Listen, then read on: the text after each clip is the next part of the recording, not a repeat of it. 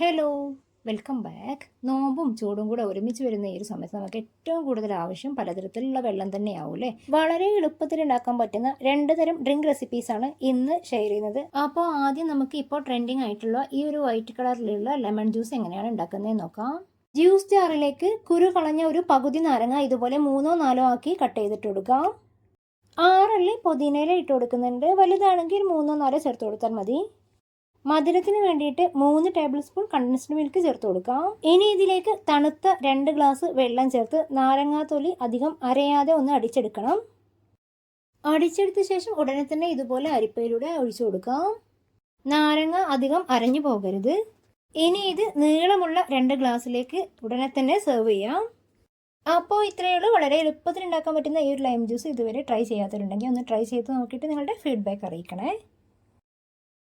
ഈ ഒരു ചൂട് സമയത്ത് വളരെ എളുപ്പത്തിൽ ഈ ഒരു ലൈം ജ്യൂസ് തയ്യാറാക്കാം. അതുപോലെ നോമ്പ് തുറക്കുന്ന സമയത്തേക്കാണെങ്കിൽ ആ സമയത്തൊന്ന് അടിച്ചെടുത്താൽ മതി. അടുത്തതായിട്ടൊരു കുലുക്കി ഒരു ഗ്ലാസ്സിലേക്കുള്ള മെഷർമെന്റ് ആണ് പറയുന്നത്. ഒരു നീളമുള്ള ഗ്ലാസ് എടുത്ത് അതിലേക്ക് അരമുറി നാരങ്ങാനീര് ചേർത്ത് കൊടുക്കാം.